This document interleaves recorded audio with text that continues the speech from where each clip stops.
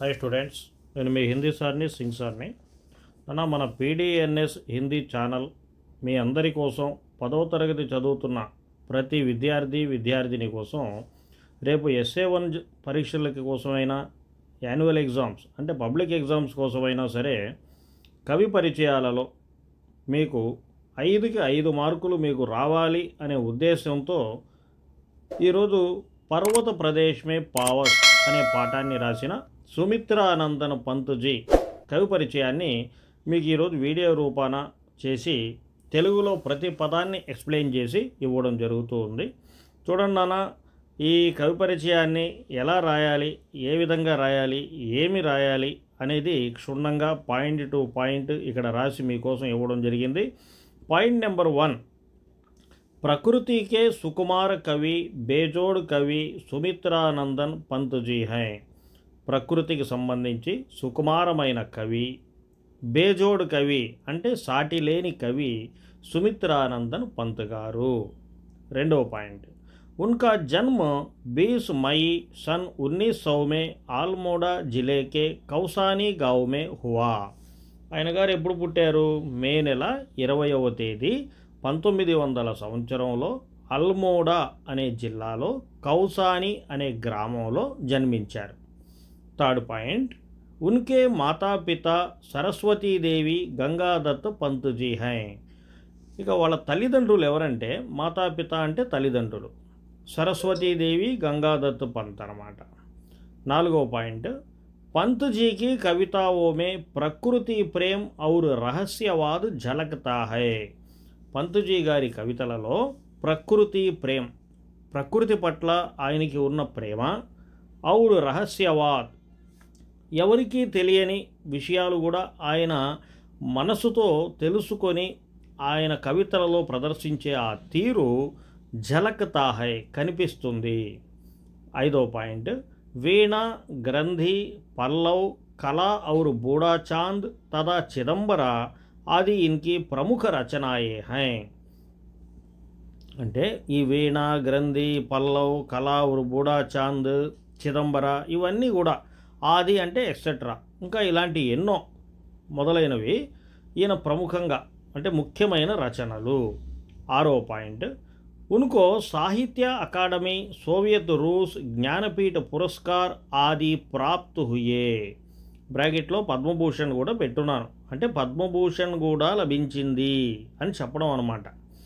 ఆయన గారికి సాహిత్య అకాడమీ అవార్డు వచ్చింది, సోవియట్ రూస్ అనే అవార్డు వచ్చింది, జ్ఞానపీఠ అవార్డు వచ్చింది, ఇంకా మొదలైనవి ఇంకా చాలా అవార్డ్స్ వచ్చాయి. ముఖ్యంగా చెప్పుకోవాలంటే పద్మభూషణ్ కూడా వచ్చింది. ఏడవ పాయింట్, 7 वर्ष की उम्र में ही स्कूल में काव्य पाठ के लिए पुरस्कृत किए गए.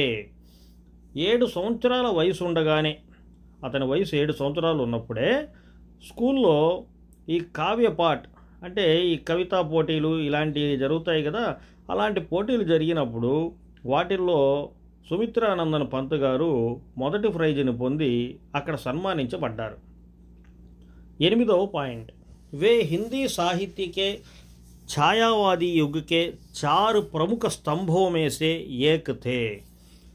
వే అంటే ఈయన గారు హిందీ సాహిత్యంలోనే అంటే హిందీ రచనలు చేయడంలోనే ఛాయావాది యుగకే అంటే ఛాయావాది యుగకే అంటే ఏంటి, కనబడే ఆకారాన్ని కాకుండా కనబడని మనసును కూడా పరిశీలించి గమనించి దాని లోతుపాతులు కష్టసుఖాలు తెలుసుకొని రాయగలిగే అలాంటి ముఖ్యమైన కవులలో ఈయన 4 స్తంభాలు అని అనుకుంటే దాంట్లో మెయిన్ పిల్లర్ ఈయన కూడా అని చెప్పచ్చు.